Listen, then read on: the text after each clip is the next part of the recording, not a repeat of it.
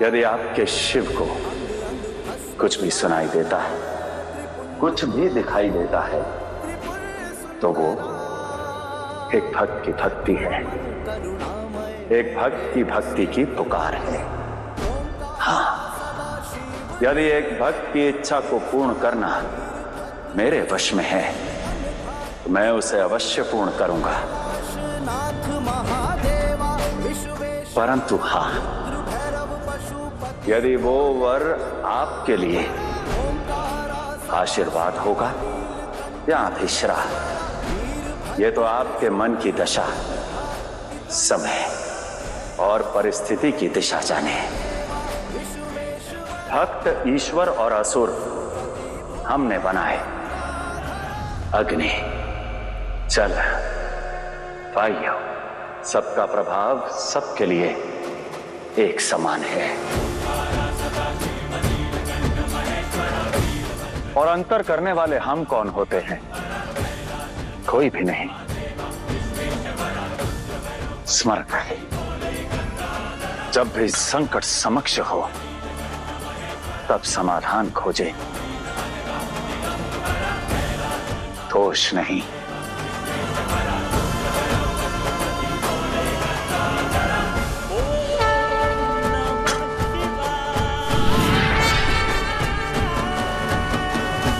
नारायण, ये भोलेनाथ क्या कह गए? क्या करने वाले हैं वो? कहीं इस ज्ञान के पीछे हमारे लिए कोई संकेत तो नहीं? भोलेनाथ की मंशा क्या है, ये तो समय ही बताएगा ब्रह्मदेव। नहीं, हम इस स्थिति को समय पर नहीं छोड़ सकते। अरे महादेव है वो, कुछ भी कर सकते हैं। तो कुछ कर क्यों नहीं रहे? महाराज कली, आपने तो कहा था कि महादेव ज्वरासुर को ढूंढने के लिए जाएंगे, किंतु महादेव तो हाथ पे हाथ धरे बैठे हैं। ये उचित नहीं है, ये शुभ नहीं है। महादेव नहीं, भोलेनाथ है वो। भोले हैं, कुछ भी कर सकते हैं वो, किंतु कर नहीं पा रहे। मैंने ज्वरासुर को ऐसे स्थान पर छुपने को कहा है जहां पर शिव स्वयं उसे ढूंढ नहीं पाएंगे। आपके षड्यंत्र का अंत इस संसार के संहारक शिव करेंगे, शिव करेंगे, शिव करेंगे। और मैं माता बनकर अपनी संतानों के दुख हरूंगी।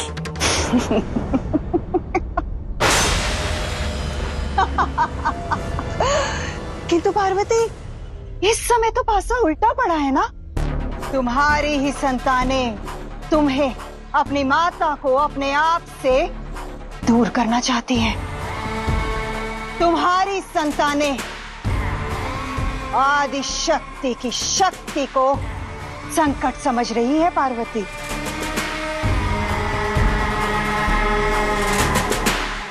जगत जननी आदि शक्ति माता तुम्हारा अपनी संतानों के मन में, इस गांव में, अपने मंदिर में कोई स्थान नहीं। जाओ, लौट जाओ अपने धाम।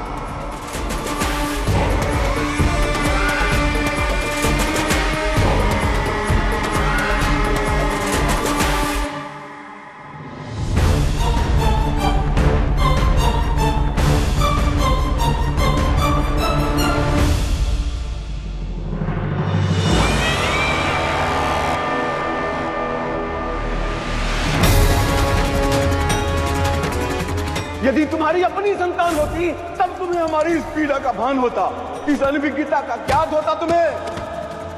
महादेव, गांव में सब लोग मुझे ताने देते हैं। वो सोचते हैं कि उनकी संतानों की अवस्था का मुझे कोई दुख नहीं, क्योंकि मैं स्वयं निसंतान हूँ। एक वैद्य होकर भी व्यर्थ हूँ। बताइए मैं क्या करूं, मैं क्या करूं महादेव? इस समस्या का समाधान दीजिए महादेव, दर्शन दीजिए महादेव, अन्यथा मैं इसी स्थान पर अपना सर पटक पटक के अपने प्राण त्याग दूंगा। दर्शन दीजिए महादेव, महादेव।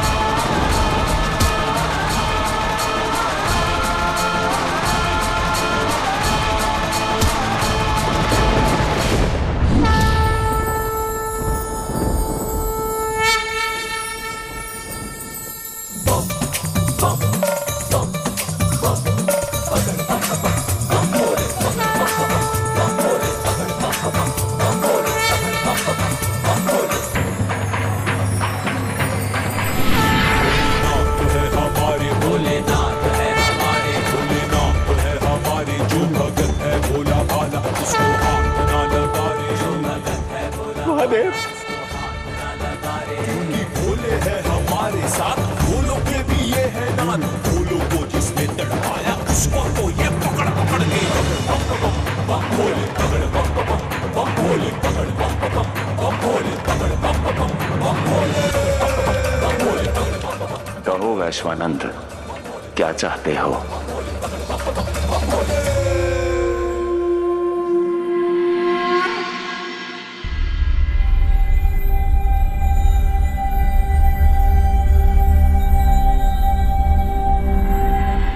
माता,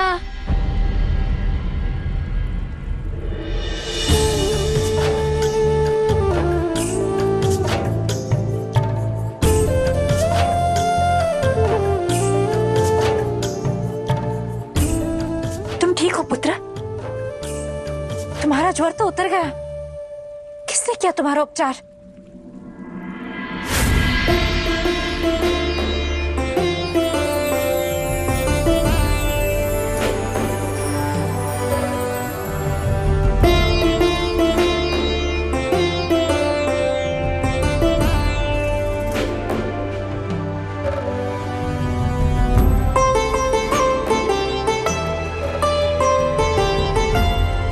लोगों में फैले इस ज्वर को मुझे अपने अंदर समाहित करना होगा, तभी मैं इस ज्वर के रचयिता तक पहुंच पाऊंगा।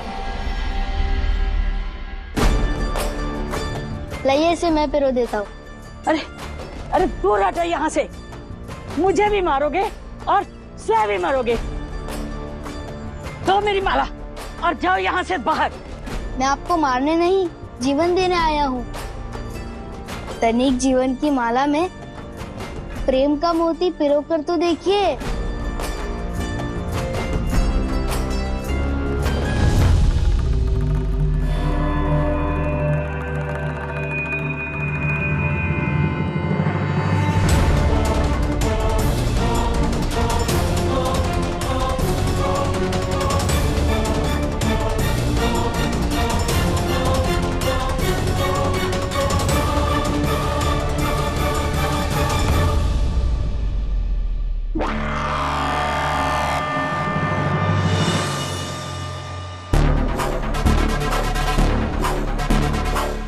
मैं जिसके निकट जाना चाहती थी वो स्वयं मेरे समक्ष आ गया। देखिए ना वैद्य माता, यह बालक किसी की भी बात नहीं सुन रहा है और ना कोई नियम मान रहा है। मैं बात करती हूँ।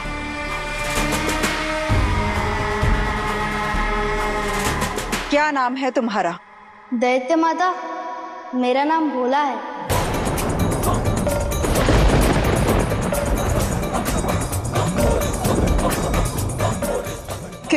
क्या बोला? यही कि वैद्य माता, मेरा नाम भोला है।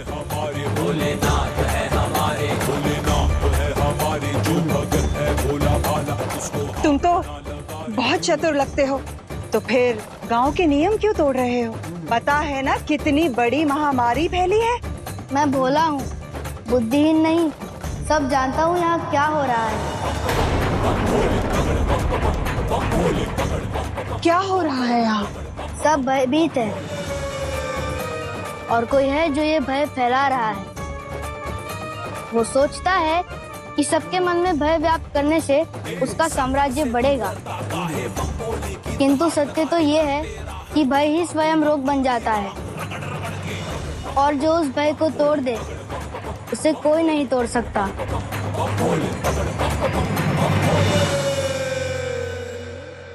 बोला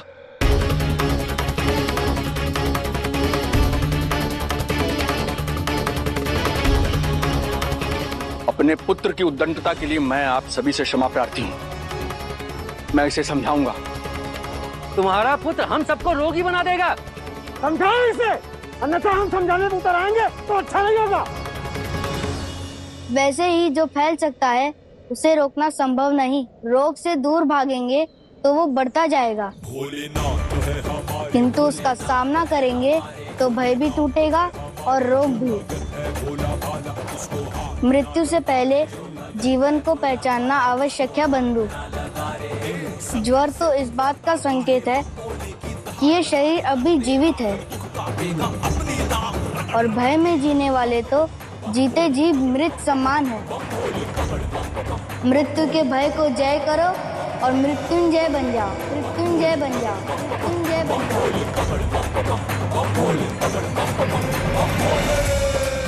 इस बालक की बातें साधारण नहीं है, कुछ करना होगा मुझे।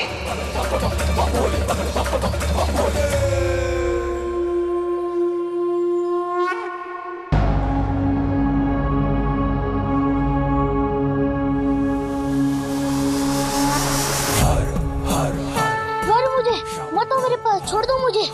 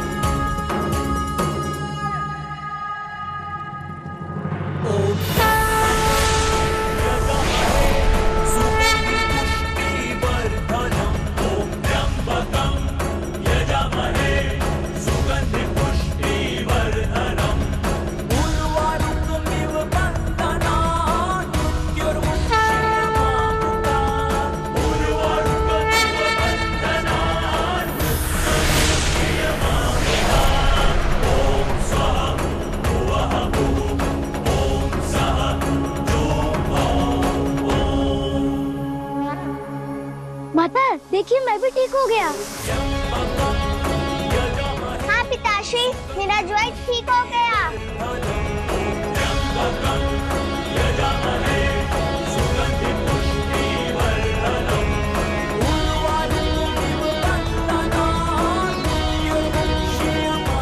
जो अपने कंठ में हलाहल का विष धर सकता है, वो ही बालक के रूप में इस ज्वर को अपने शरीर में मिला सकता है। मुझे कली को बताना होगा।